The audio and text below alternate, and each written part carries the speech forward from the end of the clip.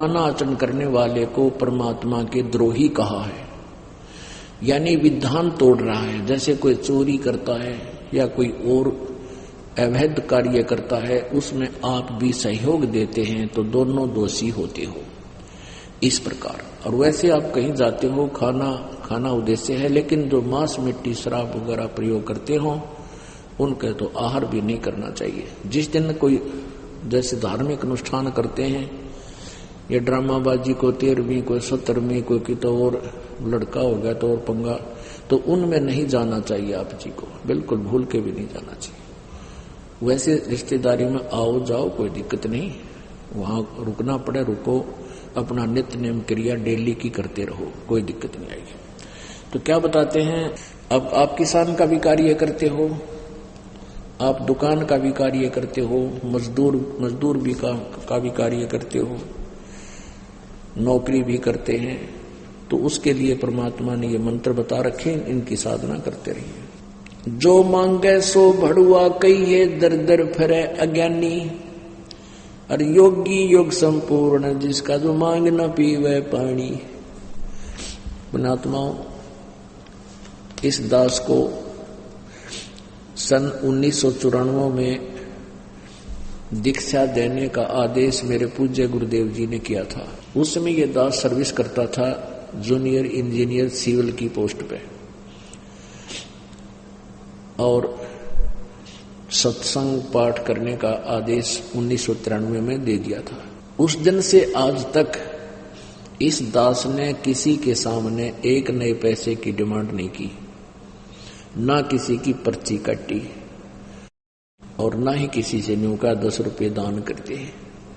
अब परमात्मा कहते हैं जो मांगे सो बढ़ुआ कहिए, दर दर फिरे अज्ञानी, और योगी योग संपूर्ण जिसका जो मांग ना पीवे पानी। कहते हैं भक्त, योगी माने भक्त, संत वही है जो मांग के पानी भी ना पीवे।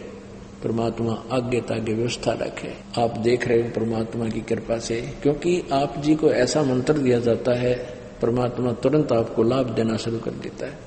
फिर ऐसा ज्ञान दे रखा है कि 10वां अंश गुरु को दीजिए, जीवन जन्म सफल कर लीजिए। यही वेदों और पुराणों का विधान है, लेकिन पूरे गुरु के बिना दिया हुआ दान फलता नहीं। तो आप जी को परमात्मा इतने ठाठ कर देता है, इतने सुख देता है, जो आपके बीमारी पर 50,000 रुपये लगने थे और 500 रुपये की दवाई से आराम हो गया। दवाई का तो बहाना किया परमात्मा ने, फिर आपके अंदर ये उत्सुकता पैदा होगी है, भगवान तो 50,000 का ऑपरेशन बोल रखा था और ये परमात्मा बंदी छोड़ की दया से मेरा ठीक टल गया। तो गणा नहीं था 10,000 रुपये देने की नीत आपकी मन में होगी, कम से कम 10 तो मालिक के दे दूं, वो बाढ़ में जाने थे या धर्म में लागेंगे। तो कहते करे करावे साइया मन में लहर उठा, और दादू से दर्जीव के आप बगल हो जा। आप पे तो आपको नुकसान से बचावे, और फिर प्रेरणा करे बेटा 2 पैसे दान भी कर बेटी, तो फिर वो दान करावे, और उस दान के प्रतिफल में फिर आपकी कैसी आपत्ति से रक्षा करेगा। जैसे द्रौपदी जो अपने पिता के घर पे थी, कंवारी थी, मालिक को पता था इस बेटी के आने वाले प्रारब्ध में बहुत भयंकर एक कर्म है, तो परमात्मा ने पहले लीला करती, स्नान करने जाया करती, अजानों से ली साथ जाती थी गंगा के ऊपर। उसके पिता ने घाट बनवा रखा था, जनाना घाट स्नानार्थ। तो वहां एक अंधा महात्मा कहते 100 छिद्र मैं करूं अपने दिन के काज। आप पे पहुंच गए परमात्मा वहां अंधे का रोल करके, और एक लंगोट तन पे, और वो इतने पानी में पहले स्नान कर रहे थे। फिर लड़कियों की आवाज सुनी, सुबह सुबह की बात है, जैसे सूर्यास्त होने से कुछ पहले। तो साधु संत ने सोचा भाई लड़कियां आ गई और तू एक वस्त्र ओनली कॉपिन है तेरे पास, और वस्त्र है नहीं, तू गहरे पानी में हो जा। वो थोड़ा सा गहरे पानी में हो गया, और गहरे पानी में जब चला गया तो उसकी वह मलमल का नहावा था, वो लंगोट टूट गया और वो बह गया पानी में। निवस्त्र हो गया महात्मा, खड़ा है पान जल में। अब कहते हैं साधु दर्शन राम का मुख पर बसे सुहाग, दर्श उन्हीं को होते हैं जिनके पूर्ण भाग। अब द्रौपदी ने देखा कि संत स्नान कर रहा है, और पुण्यात्मा जो होती हैं भगत और संत को देखकर घनी खुश होया करें, और निकम्मी आत्मा संत और भगत जड़ा करें, बूंदिया कटी जड़ी कहा करें, वो पाप कमाया करें। तो द्रौपदी ने सोचा साधु स्नान कर रहा है, इतना नहा लेगा, मैं भी स्नान कर लेती हूँ। अब द्रौपदी ने स्नान कर लिया, सारी सहेलियां ने स्नान कर लिया, तो बाहर निकली तो फिर देखा वो साधु दिखा, जो फिर याद आ गई, वो संत जी तो स्नान ही कर रहे हैं। फिर लड़की ने अपने कपड़े बदले, जो साड़ी बांध कर गई थी वह नहा धो को तो सुखा दी, कपड़े ताजे नई साड़ी जो बांधी। फिर क्या देखती है कि सामने साधु खड़ा है और ये नहा भी नहीं रहा है, ऐसे हाथ मार रहा है। उन्होंने सोचा था संत कि कोई कपड़ा बह के आ जा और अपने पर्दे पर लपेट कर मैं यहां से चला जाऊं, और शर्म का मारा वो इतने पानी में चला गया कि मैं निवस्त्र हूं। लड़कियां साथ में नहा रही हैं, लज्जित होंगी, मुझे शर्म आ रही है, इतने पानी में चला गया। और वो ऐसे हाथ मार रहा था, ऐसे ऐसे लंबे लंबे हाथ करके। लड़की ने सोचा संत जी स्नान नहीं कर रहे, ये तो कोई वस्तु ढूंढ रहे। फिर अपनी ध्यान दृष्टि से विचार किया कि ओहो महात्मा तो निवस्त्र है, बाहर कोई कपड़ा है नहीं, और ये शर्म के मारे बाहर नहीं आ रहा, और मैं बोलूंगी तो घने शर्मिंदे हो जाएंगे, जब थोड़े से आगे चले गए तो बह जाएंगे पानी में, ये शर्म बहुत मान रही है। तो द्रौपदी ने क्या किया, अपनी साड़ी मत, अपनी ही साड़ी मत एक गट का, एक बिलात का, यानी 9 इंच लगभग कपड़ा पाड़ा, ऐसे चौड़े पड़ते हैं, और वो पानी में बहा दिया। अब वो हाथ जरूर मार रहे थे पर दिखाई नहीं दे रहा था, वो साथ से निकल गया। लड़की ने दूसरा कपड़ा पाड़ा, तीसरा पाड़ा, चौथा पाड़ा, यानी 1-2 बिलात में लगभग 1.5 फुट पाट जा गई। 7-8 ऐसे 7-8 कॉपी टाइप की पाड़ के कपड़े डाल दिए। साधु संत का हाथ नहीं लगे क्योंकि वो ब्लाइंड था। तो उसमें क्या किया, एक लंबी लकड़ी लाई उठा के, और एक बिलात का और कपड़ा पाड़ा, एक गठ का, और लकड़ी का लपेटा दिया, और धीरे धीरे धीरे धीरे महात्मा जी जैसे हाथ कर रहे थे ना, उस हाथ के आसपास कर दिया वो कपड़ा। संत ने ऐसे कपड़ा पकड़ा और शुक्र मनाया, हे भगवान बड़ी दया करी आपने, बड़ी दया करी है। अब उसने देखा अंधे के हाथ जो आँखों के काम करा करें, उसने देखा कि यू वैसे बहा हुआ आया नहीं है कपड़ा, ये तो किसी बेटी की साड़ी है, और उसने मेरे लिए ही इस आकार का, कोपीन के आकार का, लंगोट के आकार का पाड़ के दिया है। अब उस महात्मा ने वो कपड़ा अपने पर्दे पर लपेटा और आशीर्वाद दिया हृदय से कि बेटी आज तने मेरी इज्जत रखी है, भगवान तेरी इज्जत रखे, और तुझे गणाए दे, यू कपड़े गणाए वस्त्र दे। अब कहते हैं साधु बोले सैद सुबह, और 7 वचन पलटे नीचे पलट जाओ ब्रह्मंडे। अगर संत है तो पुण्यात्माओं,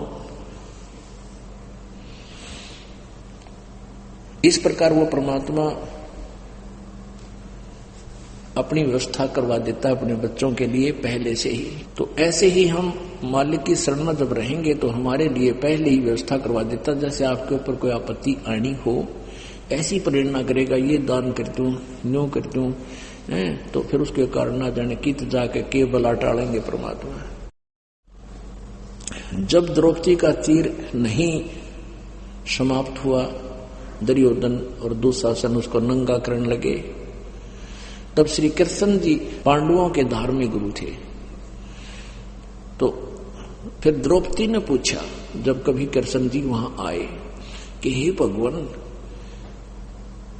मेरे ऐसी कैसी रजा हुई, मेरे ऊपर बड़ी दया हुई परमात्मा की। तो कृष्ण जी ने बताया अपने दिव्य दृष्टि तो देख के कि द्रौपदी तूने कभी किसी साधु संत को एक कपड़ा दान कराया था, एक ही लीर, क्योंकि जो उसको मिली वही दान दिखा उसने श्री कृष्ण जी ने।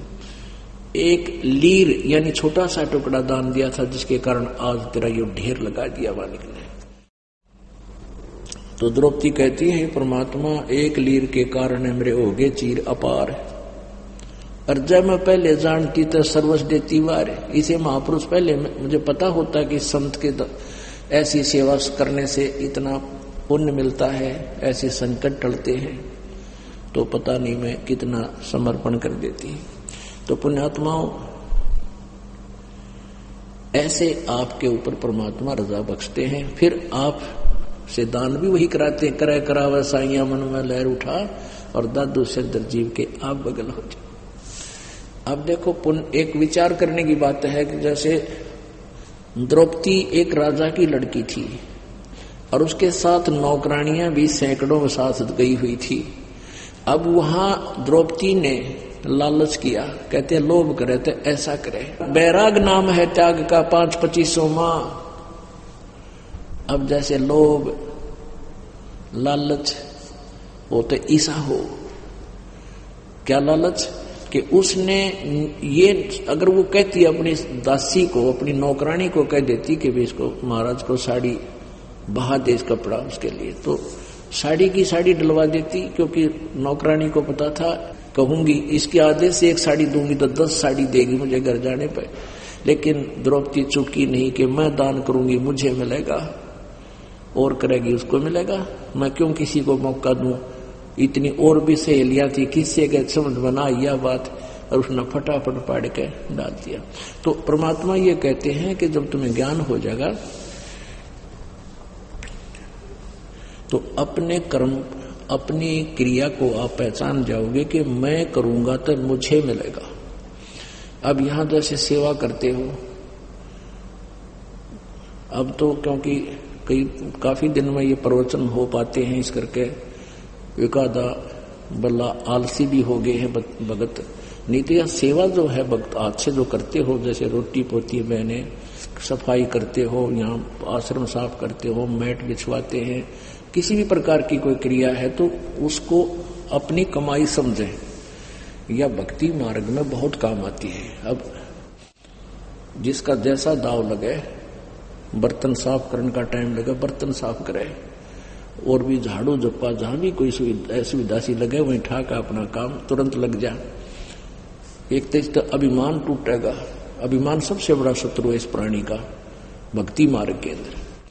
तो जैसे आप कोई चवन्नी पड़ी हो, कौन छोड़े, यानी यह सेवा न सोच लो, रुपया पड़े आपके लिए, और जो करेगा उसी को प्राप्त होगा, और पाप कटे, दुख दूर हो, सतगुरु की सेवा तो भाग्याण मिला करे। तो इस प्रकार अपनी सेवा करें।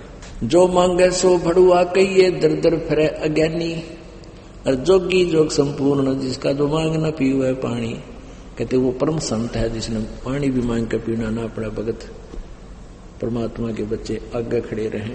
तो ये ज्ञान कहाँ से होता है? न्योड़ी नाद सुभान गति, ये लड़े भुअंग हमेश, जड़ी जान जगदीश है व्यस नहीं व्यापै शेष।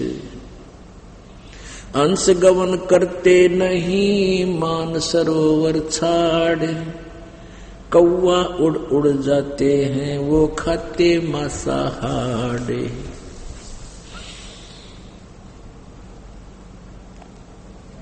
हंस दशा सो सादे हैं, सरोवर है सत्संग, मुक्ता हल बाणी चोगे, ये चढ़त नवेला रंगे।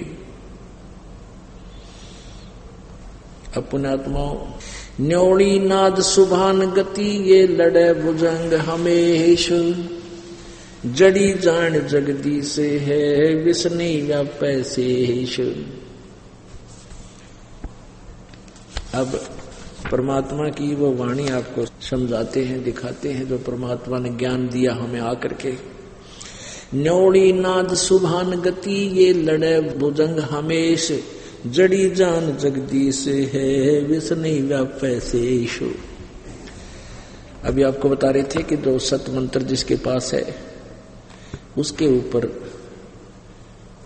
ऐसे कर्मों का प्रभाव नहीं बनता। जैसे एक नेवला होता है, नेवला वो सारा ही 9 इंच का होता है, ज्यादा से 8-9 इंच का। और एक सर्प होता है लगभग 10 फुट लंबा, 12 फुट लंबा, 8-8 फुट लंबा, और इतना मोटा तगड़ा।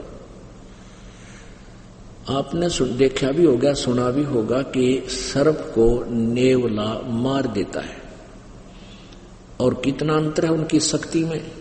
तो नेवला कैसे उस सर्प को मारता है, कैसे सर्प को काबू करता है।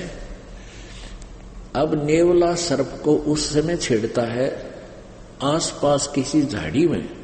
एक ऐसी जड़ी होती है, अगर सर्प उसको सूंघ ले बेहोश हो जाता है। तो नेवला क्या करता है, उस जड़ी को सूंघ आता है, यानी उसको अपने श्वासों के द्वारा उसकी महक को अंदर भर लेता है और फिर सर्प के सामने आकर आमने सामने करता है लड़ने के लिए, और उसके सामने आकर यूं कर देता है। अब वह श्वास के द्वारा छोड़ी हुई गंध व महक जड़ी की सर्प को ऐसे चक्कराने लग जाती है। फिर वो फिर दौड़ के जाता है और फिर सूंघ आता है, फिर आकर उसके नो करता करता उसके ऊपर बैठ जाता है, उसकी मुंडी पकड़ लेता है सर्प की, और सर्प बेकाबू हो जाता है, क्योंकि जड़ी की महक के कारण वो विवश हो जाता है, वो कोई भी क्रिया नहीं कर पाता। तो परमात्मा कहते हैं आपको इस सतनाम रूपी मंत्र के द्वारा इस काल रूपी अजगर के साथ लड़ाया जा रहा है। और ये श्वास के द्वारा या जड़ी छोड़ते रहना, ये काल यानी कोई भी कर्म, ये कर्म काल के द्वारा लगाए गए हैं, ये कर्म आपको हानि नहीं करेंगे। वो काल सीधा नहीं आपको आके मारता, उसने ऐसे कर्म बना रखे हैं जिनसे आप पर मर जाते हो, अपने कर्म में फंस जाते हो। तो इस मंत्र के श्वास के द्वारा जो छोड़ी जाती है गंध, फिर यह आप पर असर नहीं करती, इन कर्मों को, पाप कर्मों का नाश करती है। इच्छा कर मारे नहीं, बिन इच्छा मर जा। ये ना सोचियो कि तुम भी बकरे काटने लग जाओ, तुम्हारा तो असर को नहीं, और नहीं, ऐसे नहीं होगा। इच्छा कर मारे नहीं, बिन इच्छा मर जा, कह कबीर तास का पाप नहीं लगा। आप पैदल जा रहे हो अपने घर को, खेत को, कार्य में, मजदूरी पर, दुकान पर, नौकरी पर, कार के माध्यम से पैदल जा रहे हो या किसी भी व्हीकल से, तो आपके द्वारा उस सफर में जितने भी जीव मरे, आपका उद्देश्य मारना नहीं था, आप अपने कर्तव्य कर्म के लिए जा रहे थे। तो जैसे आड़ी हल जोतता है, एक हलाई आपको बताई 200 फुट लंबी, 20 फुट चौड़ा क्षेत्र, उसको बढ़ने में, संवारने में इतना पाप होता है, 1000 कसाईयों को लगता है। लेकिन उसके पास ये मंत्र है, उसका उद्देश्य वहां मारना नहीं है, लेकिन उसका क्षेत्र है, उस क्षेत्र में कोई आता है, मरता है, तो वो उसका मारना उद्देश्य नहीं है। ऐसे वो पाप अगर नाम नहीं ले रखा तो वो सब पर पाप लगेगा। इसीलिए जैसे जब तक सत भक्ति नहीं आपके पास, सतनाम की भक्ति नहीं है, तो आप पर पुण्य भी और पाप के दोनों अकाउंट खुले हैं। बैड अकाउंट में पाप लिखे जाएंगे, गुड अकाउंट में पुण्य, आपको दोनों भोगने पड़ते हैं। आप जी को कई बार दिखाया है महावीर जैन जी का इतिहास, उसकी जीवनी। वो 30 करोड़ बार गद्दा बना, 60 करोड़ बार गधा, 30 करोड़ बार कुत्ता, 20 करोड़ बार बिल्ली, कितने लाख बार हाथी और शिकारी, अब 80 लाख बार केवल देवता बना। अब वो इतने पाप क्यों, इतने दुख क्यों भोगे पशुओं पक्षियों के? क्योंकि वो पाप भी भोगे और पुण्य भी भोगे। पुण्य से देवता बन गया, पाप से गधा कुत्ता सुअर पता नहीं कितने दुख पाया। और परमात्मा कबीर जी की भक्ति से, इस सतनाम की भक्ति से, पूर्ण संत से लेकर, वैसे नहीं किसी नकली संत से लेकर कोई असर नहीं करेगा। साधना करने से फिर ये पाप नाश हो जाते हैं, नष्ट हो जाते हैं। प्रतिदिन आप अपने कर्म करते हो, प्राणी मरते हैं, जानकर नहीं मारे जाते, मारना नहीं चाहिए। सर्प को भी नहीं मारा बगैर नोना दिखा तुझे हानि पहुंचाएगा, इतने जाने दे उसको। आपको हानि पहुंचाने की स्थिति में आ गया, आपके घर में बढ़ गया, आपके कपड़े में बढ़ गया, तो कोशिश करे निकल जा, नहीं निकला तो बेसिक मुंडी छेद दे, कोई दिक्कत को नहीं, क्योंकि आपका उद्देश्य उसको मारना नहीं था, अपना बचाव करना भी आवश्यक है। अपने बचाव के लिए हम टेबलेट खाते हैं, उनसे भी अंदर जीवाणु मरते हैं, मरो, वो हम न मारन आए थे, मर जाओ, हम अपनी टेबलेट ऐसे ले रहे हैं। तो इस प्रकार कोई पाप नहीं लगता। और फिर हमारे पास इच्छा कर मारे नहीं, बिन इच्छा मर जा, फिर मंत्र भी है। जो नाम नहीं ले रहे उनके दोनों असर करेंगे, उनको तो असर करेंगे ही करेंगे वो। तो इस प्रकार आपको बहुत बाईपास निकाला जा रहा है।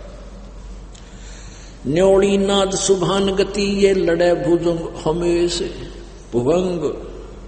सांप के साथ कहते नेवला लड़ता छोटा सा, और जड़ी जान जगदीश है, विष नहीं व्यापे शेषो। कितने उदाहरण क्या देना चाहा परमात्मा ने, समझा का रहे हैं कि ये सतनाम की परमेश्वर की जो जड़ी है, यो नाम उसकी जड़ी है, वह जिससे यो पाप नाश हो जाते हैं, कर्म नाश हो जाते हैं, आपको हानि नहीं करते। अंश गवन करते नहीं, मान सरोवर छाड़े, और कौवे उड़ उड़ जाते हैं, ये खाते मांसाहारे। पुण्यात्माओं, परमात्मा की एक सेंटेंस को, एक पवित्र वाणी की एक कड़ी को समझाने में कितना गहरा ज्ञान भरा है। हंस गवन करते नहीं, मान सरोवर छाड़े, और कौवे उड़ उड़ जाते हैं, वो खाते मांसाहारे। हंस किसे कहते हैं और कौवा किसे कहते हैं? कौवा तो वो प्राणी है जो जैसे गधे के या किसी भी पशु के कमर पर या कहीं भी जख्म है, कौवा उस जख्म में दूना जख्म पैदा करता है, अपने स्वार्थ लिए उसमें चोंच मारते हैं और मांस काट के खाते हैं उसका। वो तो है दुष्ट आत्मा। ऐसे कर्म जो करते हैं, दुखी को दुखी करते हैं, वो इंसान कौवे जैसे हैं, वो टिक नहीं सकते। और हंस जो होते हैं, हंस वो होते हैं जो मांस नहीं खाते, केवल मोती खाते हैं।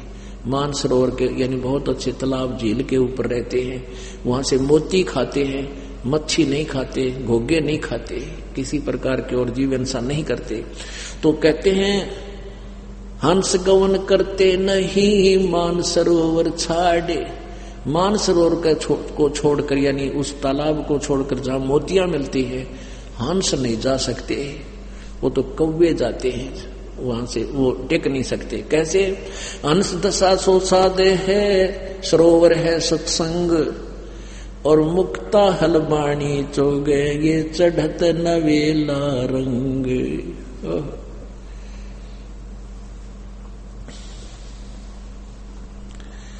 हंस दशा तो संत हैं, भक्त हैं, और सरोवर है सत्संग। ये सत्संग रूपी ये वो झील है, ये सतलोक आश्रम बरवाड़ा, ये वो सरोवर है जहां पर मोक्ष रूपी मोती यहां पर मिलते हैं। तो यहां वो हंस नहीं जा सकते इस स्थान को छोड़ के, हंस नहीं जा सकते सतलोक आश्रम बरवाड़ा को छोड़कर, इस संत की किसे दूर नहीं हो सकते दास से, क्योंकि उनका आहार मोती है। अंश गवन करते नहीं, मान सरोवर छाड़े, और कौवे उड़ उड़ जाते हैं, वो खाते मांसाहारे। जो कौवे रूपी जीव हैं वो यहाँ टेक नहीं सकते। वो कुछ दिन तक बुगले भगत की तरह भगत दिखेंगे, फिर थोड़े से दिन में और आप चल जाएंगे कि छोड़ जाएंगे, या रुक नहीं सकते, क्योंकि उनका उद्देश्य कुछ और है। माया के पुजारी हैं और बकवादा नहीं छूटती, किसी पर बीड़ी नहीं छूटती, किसी पर शराब नहीं छूटती, किसी पर लोभ मोह नहीं छूट रहा है, तो वो कव्य रूपी प्राणी हैं, वो नहीं टिक सकते, वो निकल जाते हैं, वो छोड़ जाते हैं। लेकिन जो पुण्यात्मा है, हंस हैं, जिन्होंने दूध पानी छान लिया है, सत्य मार्ग को समझ लिया है, उनकी दशा फिर ऐसी हो जाती है। बंदी छोड़ दयाल जी, तुम तक हमारी दौड़े, जैसे काग जहाजे का अब सूझे और न ठोड़े। जैसे समुद्री जहाज में, पहले समुद्री जहाज में, अब भी ऐसा ही होता है, समुद्री जहाज जब चलता है उसमें कौवे बैठे रहते हैं। समुद्री जहाज काफी लंबा चौड़ा होता है, उसी में कई कई दिनों का रसोई भोजन का सामान वही खाते हैं, वही पीते हैं, वही उस टुकड़ा डाल देते। तो कुछ पहले समय में क्या होता था कि दिशा सूचक यंत्र होते थे, तो उन दिशा सूचक यंत्र आगे जाकर के कभी वो डिस्टर्ब हो जाया करते थे। जहां कोई मैग्नेटिक रॉक आ जाती, चुंबकीय चट्टान आ जाती, तो उसकी दिशा बदल जाती थी उस दिशा सूचक यंत्र की। तो उसकी पहचान करने के लिए कि हम दिशा ठीक जा रहे हैं या नहीं, तो कौवे का प्रयोग करते थे जहाज के चालक। और कौवे रोटी खाने के लालच में उस जहाज में बैठकर चल पड़ते हैं, और वो जानबूझकर भी टुकड़ा उनको डालते थे, कौवे यहां बैठे रहे ताकि हम सुबह अपने, क्योंकि वो रात के समय जब सफर करते थे जहाज से, तो सुबह सूर्य उदय होने पर वो ये चेक करना चाहते थे, चेक कर लिया करते थे कि हमारा दिशा ठीक है कि नहीं। उसके लिए वो क्या करते थे कि कौवे को डले मार कर, पत्थर मार कर उड़ा दिया करते थे, विवश कर देते थे जहाज से उड़ने के लिए। तो कौवे में गुण होता है कि वो जहां से चला था, जिस दिशा से चला था, वो फिर उसको अंदर ही अंदर उस दिशा का नक्शा मैप बनाता रहता है। मैं किधर से आया था, जाना पड़ जाए तो मैंने वापस भी तो जाना है। तो वो उसी दिशा में, एग्जैक्ट उसी दिशा में फ्लाई करता है, उसी दिशा में उड़ता है। तो जहाज के व्यक्ति, वो जहाज के चालक अपने दिशा को सेट कर लेते यदि कोई डिस्टरबेंस होती कि कौवा गलत नहीं हो सकता। तो इसलिए कौवे को बैठाकर ले जाते थे और कौवे के फिर डले मार देते थे और जहाज चलता रहता था। तो कौवा कुछ देर तो उस दिशा को उड़ता था जिस दिशा से वो चला था, फिर देखता जहां तो क्यों इतने 200-300 किलोमीटर सफर कर जाता है जहाज, उसको कहीं और छोर दिखाई नहीं देता, किनारा भी नहीं दिखता। तो कुछ देर तो उड़ता है वो 1 किलोमीटर, आधा किलोमीटर, फिर कहीं भी उसको ठिकाना नहीं दिखता। तो वापस आकर के वो जहाज ही उसको ऐसा सफल दिखाई देता जहां उसकी जान बच सके, नहीं तो जहां पर भी बैठे वहीं डूब कर मर जावे। तो पुण्यात्माओं, जब आपको तत्व ज्ञान हो जाएगा, आपकी ऐसी स्थिति आ जाएगी जैसे काग जहाज का तक है न जीत हो रहे। पूरे विश्व में आज इस दास के अतिरिक्त ये पूर्ण मोक्ष मार्ग ना, ये तत्व ज्ञान किसी के पास नहीं। ये अभिमान नहीं, ये सच समझना। और अनजान लोग इस सत्य को अभिमान मानते हैं। कुछ दिन के बाद ये सारी सेटिंग ठीक हो जाएगी। अभी तो ये अनाड़ी संत सब भी प्रत्येक ही यूं कहता है कि मेरे बगैर, मेरे सिवाय किसी के पास ज्ञान ही नहीं है। अब कुछ दिनों में यह सारी पोल खुल जाएगी इनकी। तो क्या बताते हैं, हंस गवन करते नहीं मान सरोवर छाड़। जो हंस है, हंस में एक गुण होता है, आप दूध में 1 गिलास दूध में 1 गिलास पानी डाल दो, उस पानी को छोड़ देगा, दूध को पी लेगा। और कोई दूध से पानी अलग करने का और कोई तरीका नहीं, लेकिन उसके अंदर, हंस के अंदर ये गुण परमात्मा ने दिया हुआ है। तो कहने का बाद दूध पानी छान लेना, यानी सत्य असत्य का निर्णय करके जो इस मार्ग पर लगा है वो उसको इस पृथ्वी पर कहीं स्थान दिखाई नहीं देगा, वो नहीं जाएगा स्थान को छोड़कर। कव्य रूपी जीव है, उन्हें बकवाद चाहिए, वो यहाँ वो टिकते नहीं, वो फिर यहाँ छोड़कर चले जाते। अंश दशा तो साधे हैं ये सरोवर है सत्संग, मुक्ता हलबाणी चोगे ये चढ़त नवेला रंगी। ये इतनी कहते मोती रूपी ये अमृतवाणी को सुनते हैं, चुगते हैं, खाते हैं, ग्रहण करते हैं कानों के माध्यम से। फिर कहते नया रंग चढ़ा, प्रतिदिन नई आस्था बढ़ती जाती है, वो फिर इस सतल को छोड़कर नहीं जा सकते। अब क्या बताते हैं, आदरणीय गरीबदास साहिब जी ने परमेश्वर कबीर जी का साक्षात्कार किया। परमेश्वर कबीर जी का साक्षात किया, सतलोक में परमात्मा को देखा, और फिर परमेश्वर कबीर जी ने अपनी सतिथि से उसको उनको परिचित करवाया आदरणीय गरीबदास साहिब जी को। गांव छुडानी, जिला झज्जर, हरियाणा के अंदर एक महान आत्मा परमात्मा का बच्चा हुआ, उसको परमेश्वर आकर मिले थे सतलोक से। पुण्यात्माओं, ये एक पूरा कोर्स है अध्यात्म तत्व ज्ञान का, इसको आपके समक्ष रखना जरूरी है। अब ये सत्संग आज का प्रारंभ हुआ, आपको बताया था कि परमात्मा वो लीला करते हैं कबीर जी, वो लीला करते हैं जो हमारे सदग्रंथों में वर्णित है कि परमात्मा पूर्ण ब्रह्म परम अक्षर ब्रह्म ऐसी लीलाएं किया करता है। और वो लीलाएं कबीर परमेश्वर के अतिरिक्त किसी भी जिनको हम भगवान मानते थे किसी के इतिहास में नहीं है, किसी की जीवनी में नहीं है। अब क्या बताया है, इस दास ने वेदों और गीता जी पुराणों को परमेश्वर के ज्ञान दृष्टि से तो सन 2001 के अंदर जाना, 2001 में देखा, शुरुआत की, इसको ढूंढा। तो उससे पहले ये दास परमात्मा की महिमा पहले से सुनाता आया आपको कि कैसे पूर्ण परमात्मा कबीर जी सन 1398 से लेकर 1515 तक इस धरातल पर रहे। एक जन साधारण मनुष्य जैसा क्रियाक्रम करते हुए, कर्तव्य कर्म करते हुए और साथ में सतभक्ति संदेश देते हुए रहे और सशरीर आए थे, सशरीर चले गए थे। उसके पश्चात सन 1727 में लगभग 212 वर्ष उपरांत, सतलोक गमन के 212 वर्ष उपरांत, तो आदरणीय गरीबदास साहिब जी को गांव छुड़ानी में सतलोक से चलकर आकर मिले।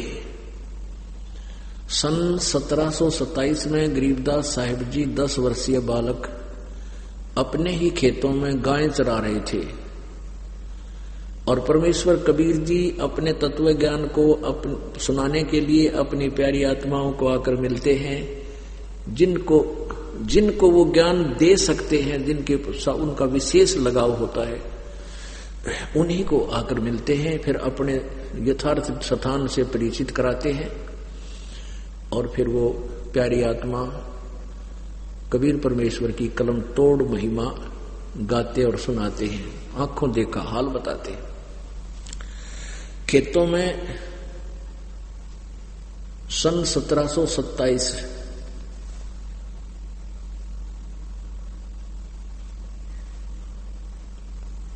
फाल्गुन उतरते की द्वादशी,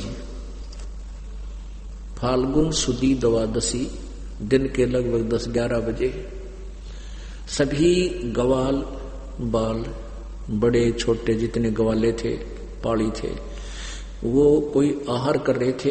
एक वृक्ष के नीचे बैठ कर गौवें चल रही थी। परमात्मा पूर्ण ब्रह्म एक साधु संत का रूप बनाकर, जिंदा महात्मा का रूप बना करके वहां आकर प्रकट हो गए, थोड़ी दूरी पर आते हुए दिखाई दिए। जब वो वहां पहुंच गए तो उन पालियों ने, ग्वालों ने कहा, महाराज जी बैठो, आहार करो। परमात्मा ने कहा, भी आहार तो मैं करके आया हूं, आहार नहीं करूंगा। तो कहने लगे, जी दूध तो पीना ही पड़ेगा। अब थोड़ा शॉर्टकट में बताऊंगा। तो परमात्मा ने कहा, भी अगर दूध पिलाना है तो कुंवारी गाय का पीऊंगा। तो ग्वाले कहने लगे, बाबा जी तेरी नीत दूध पीने की, कोई ना बकवाद करो, आप तो मजाक करते हो हमारे साथ। कुंवारी गाय कभी दूध देती है? परमात्मा बोले, भाई आप कह रहे थे ना दूध तो पीना ही पड़ेगा, तो पिला दो, पीऊंगा। गरीबदास जी 10 वर्ष के बालक थे, खड़े हुए, एक कुंवारी गाय को ले आए। कुंवारी बच्चिया 2-1 साल की, 1.5 वर्ष की, और कहने लगे, गुरु महाराज जी देखियो ना, जिसका बच्चा आज तक या कभी ब्याही नहीं है, दूध कैसे देगी? परमात्मा बोले, ये बर्तन साफ कर रखा तुमने? कहा जी ये बर्तन साफ करके रखा हुआ, खाना खा लिया, दो मांझ कर रखा, इसको नीचे रखो, इसके सतन के नीचे रख। गरीबदास जी बालक थे, पकड़ कर बैठ के कबीर साहब ने उस गाय की ऊपर थपकी मारी, कमर पे थपथपाया, आशीर्वाद टाइप, लंबे लंबे सतन हो गए और दूध की दार बन गई। वो पात्र भर गया, 3-4-5 किलो का था, बंद हो गई। और सतन जो के तो लंबे हैं, दूध नहीं फिर रहा। तो गरीबदास जी ने कहा, लो महाराज जी पी लो आप। परमात्मा ने आधा दूध पिया, जितना पीना था, बाकी कहा, ले भाई पालियो दूध पी लो, अमृत है ये। ये यहाँ का नहीं, सतलोक से आता है, इस कंदूसपुर का नहीं है, सतलोक से आया है ये। अब वो पाली जो बड़े पाली थे जो 20, 30, 50 साल वर्ष के, कहने लगे हम ना पियो पाप का दूध, बिना ब्याई गां का काट दिया जादू जंत्र का, वो तो उठकर चले गए डर के मारे। अब गरीबदास जी कहने लगे ला मुझे दो भगवान, आपका जूठा दूध अमृत में कब कब मिला। अब गरीबदास जी ने पी लिया जितना पीना था। फिर परमात्मा ने उसको ज्ञान दिया, समझाया बेटा ऐसे, यानी लंबी कहानी ना बना के कहने का भाव कि गरीबदास जी को परमात्मा ऊपर लेके गई, उनका शरीर वहीं रहा, आत्मा निकाल ले गई। ऊपर के सब लोग, ब्रह्मा विष्णु महेश के लोग, काल के 21 ब्रह्मांड, 7 संग ब्रह्मांड, अक्षर पुरुष के, और फिर सतलोक में प्रवेश किया। नीचे से जिंदा महात्मा के रूप में जो गए थे परमात्मा, और गरीबदास जी की आत्मा साथ साथ जा रहे हैं, तो वहां परमात्मा परमेश्वर कबीर जी एक अन्य रूप में और बैठे हैं, जिसके रोमकूप में करोड़ सूर्य मिला दे, करोड़ चंद्रमा, इतनी रोशनी है उस परमेश्वर की। तो कबीर जी जो नीचे से गए थे, वो परमात्मा कबीर जी जिंदा महात्मा के रूप में, वो अपने ही दूसरे स्वरूप पर चंवर करने लगे, जैसे सेवा करते हैं अपने गुरुदेव की, ऐसे। तो गरीबदास जी ने सोचा कि ये है भगवान जो सिंहासन पर विराजमान है, और ये बाबा जी यहाँ का नौकर होगा। इतने में वो भगवान खड़े हुए जो तेजो में शरीर वाले थे, और वो जिंदा वाला रूप उस पर बैठ गया, अनंत कोट ब्रह्मांड के कंट्रोलर के सिंहासन पर। अब बालक गरीबदास जी सोच रहे हैं बाबा जी भी भाई में कुछ उतारे थे, भगवान की गद्दी पर बैठ गया, भगवान ने स्थान छोड़ दिया। इतनी देर में वो परमात्मा का जो चौर करने लग गए उस पर, अपने जो तेजो में शरीर था जिसको गरीबदास जी परमात्मा मानते थे, वो रूप वो खड़े होकर के कबीर जी जिंदा वाले शरीर, जिंदा के ऊपर चमर करने लगे। और फिर वो जो तेजो में शरीर था जिंदा महात्मा के शरीर में समा गए। तब परमेश्वर ने कहा कि गरीबदास अब जा तू प्रचार कर इस परम पिता की वाणी का, तेरे अंदर मैंने ये ज्ञान फीड कर दिया। आज से कहते हैं 200 वर्ष पहले, लगभग 250 वर्ष पहले मैं काशी में जुलाहा धानक रूप में रहा था, उसमें मैंने ऐसे ऐसे पूरी चलचित्र की तरह वो सारा फीड कर दिया वो, और पूरे ब्रह्मांडों का जो ज्ञान था सारा, और उसको वापस छोड़ दिया। उधर से क्या हुआ कि जो वो अन्य पाली थे उन्होंने कुछ 2 घंटे 3 घंटे के बाद देखा, पहले दूर ले गए पशुओं को, वापस आए भी पता करो कहाँ है वो बालक। आके देखा तो वो बैठे हैं मर्द, ऐसे हिलाया तो गिर गए। कहने का भाव यह है कि मर्द जानकर उनको चिता पर रख दिया गया गरीबदास जी को के शरीर को, आग लगाने की तैयारी कर रहे थे। इतने परमात्मा ने वापस भेज दी वो आत्मा कि जा तेरे शरीर का नाश करने वाले हैं। गरीबदास जी आने से मना कर गए थे, भगवान मुझे ना भेजो, वहां तो बहुत बुरा लोग है। तो परमात्मा बोले बेटा जा, इस काल के जाल को भी तो हमने काटना है, तेरे भाई बहन बहुत फंसे पड़े वहां पर, और जाकर ये ज्ञान का वर्णन कर दे, आने वाले समय में बहुत काम आवेगा। तो गरीबदास जी को वापस भेजा तो एकदम ऐसे सारा कंपन हो गया शरीर में, और जो बंधन बांध रखे थे, अग्नि लगाने की तैयारी कर रहे थे, वो लकड़ी भी नीचे गिर गई, एकदम खड़े हो गए। खड़े होकर के यह वाणी बोलने लगे जो आज प्रमाण है। अभी आपको सुना रहा था दास, अब फिर सुनाता। अब आपको प्रमाण देते हैं थोड़ा सा ऋग्वेद मंडल नंबर 9 के सूक्त नंबर 26-27 में, कि वो परमात्मा ऐसी लीला करता है। ऋग्वेद मंडल नंबर 9 और सूक्त नंबर 86 दिखाएंगे। ये कहां से प्रकाशित है?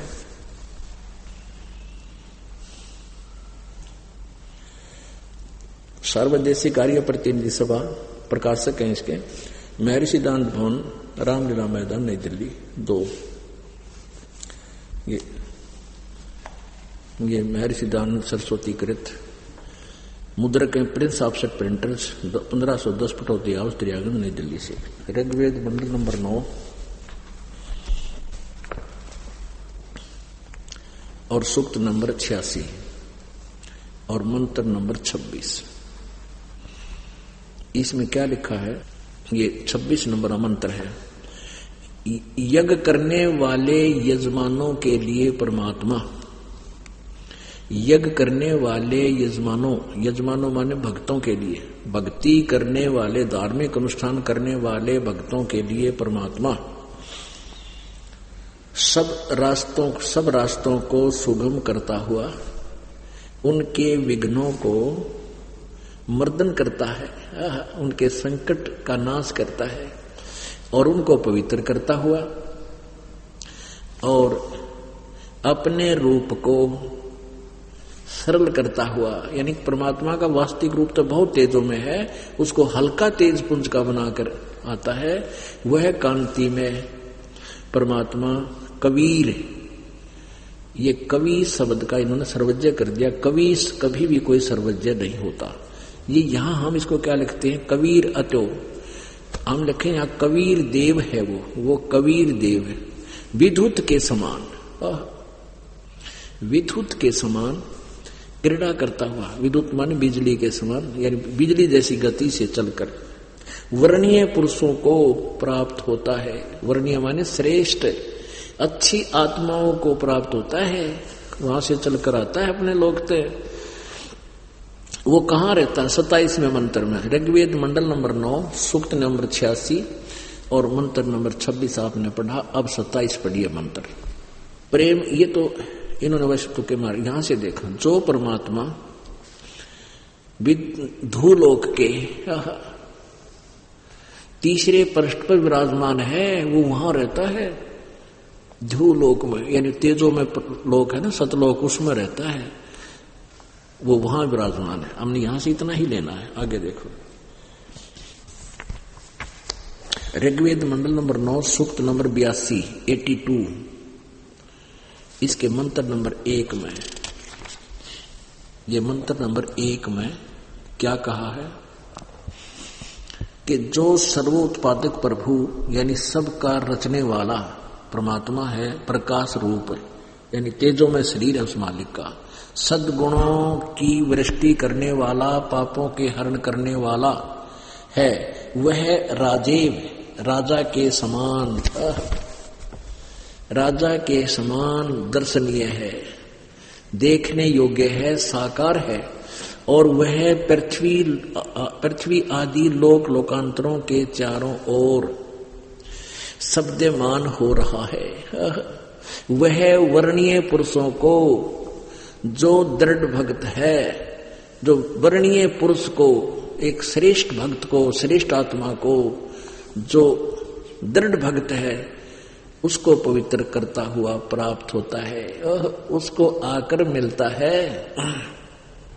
जिस प्रकार विद्युत आकाशीय बिजली का वर्णन है यहाँ पर, अवर्तमान वाली विद्युत से नहीं, आकाशीय बिजली स्नेह वाले स्थानों को प्राप्त आधार बनाकर प्राप्त होता है, उसी प्रकार परमात्मा गुण। कहने का भाव ये है इसका, ऋग्वेद मंडल नंबर 9 सूक्त नंबर 82 और मंत्र नंबर 1 में स्पष्ट कर दिया, परमात्मा साकार है और वो श्रेष्ठ आत्मा जो दृढ़ भक्त है, कति पक्के भगत है, एक बार ज्ञान सुन ले फिर टूटे को न तोड़े भी, उनको मिलता है। और फिर उनको कैसे, जैसे कहते हैं ना वो आकाश की बिजली पड़ा करती है, अब भी वही विधान है आकाशीय बिजली का। अब ये कांसी के बर्तन रहे को ना, कांसी धातु थी एक पहले, थाली बेले कटोरी गिलास परात, परात तो नहीं होती थी, थाली बेले कटोरी ये हमने देखी, तो वो कांसी की होती थी। और वर्षा के दिनों में हमारी दादी माँ कहा करती कि थाली कांसी की बाहर मत छोड़ो, बिजली पड़ जाया करे, इस पर बिजली गिरती है उसके ऊपर। तो कहते हैं ऐसे ही जो विशेष धातु है जो बिजली को खींचता है जहां बिजली गिर सकती है, इसी प्रकार वो श्रेष्ठ आत्माएं, अच्छी आत्माएं हैं, उस बिजली की तरह परमात्मा उन पर आकर पड़े, यानी उनको मिलता है और को नहीं मिलता, अड़ंगे बन पड़ते, यानी किसी कारणवश वो यहाँ आता है। क्या उद्देश्य होता है वाक्य देखो क्लियर कर रखा है। ऋग्वेद मंडल नंबर 9 और सूक्त नंबर 82 का मंत्र नंबर 1 आपने पढ़ लिया, आपने पढ़ दिया कि वो परमात्मा राजा की तरह, देखो कितना अच्छा ज्ञान दे रखा है वेदों में। नड़ंगा करने वाला न समझा नहीं इसको डंगता है, अब ऋग्वेद मंडल नंबर 9 सूक्त नंबर 82 का मंत्र 1 में कहा है कि जो सर्वोत्पादक प्रभु सबका को रचने वाला प्रकाश रूप है, तेजो में है, सद्गुणों की वृष्टि करने वाला, पापों की हरण करने वाला, पाप नाशक, और राजा की तरह यानी एक बहुत अच्छे समुदाय का जैसे मालिक होता है ऐसे वो राजा की तरह देखने योग्य है, सिंहासन पर विराजमान रहता है, और वह पृथ्वी आदि लोक लोकांतरों के चारों ओर शब्दमान हो रहा है वो, और वह वर्णीय पुरुषों को यानी श्रेष्ठ भक्तों को जो दृढ़ भक्त हैं उन व्यक्तियों को आकर पवित्र करता हुआ प्राप्त होता है। जिस प्रकार विद्युत यानी आकाशीय बिजली स्नेह वाले स्थानों पर आधार बनाकर प्राप्त होती है, ऐसे फिर क्या करता है वो आकर के दूसरे मंत्र में कहा है, हे परमात्मन उपदेश करने की इच्छा से आप महापुरुषों को प्राप्त होते हो, तत्व ज्ञान देने के लिए आते हो, और आप अत्यंत गतिशील पदार्थ की तरह के समान हमारे अध्यात्म यज्ञ को प्राप्त होते हो। हे सर्वज्ञ आप कबीर हैं,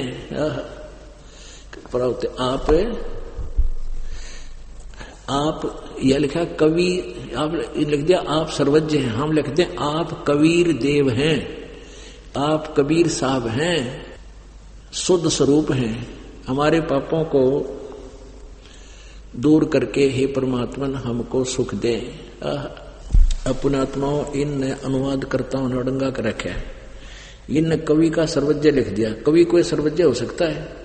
ये कबीर देव है वेदों में, हम इसको कवि देव माने परमेश्वर और कवि माने कबीर, ये कवि कह दे, हम ये कहते हैं वो कबीर साहब, हम कबीर देव का ही करने लगे कबीर साहब, कबीर साहब। जैसे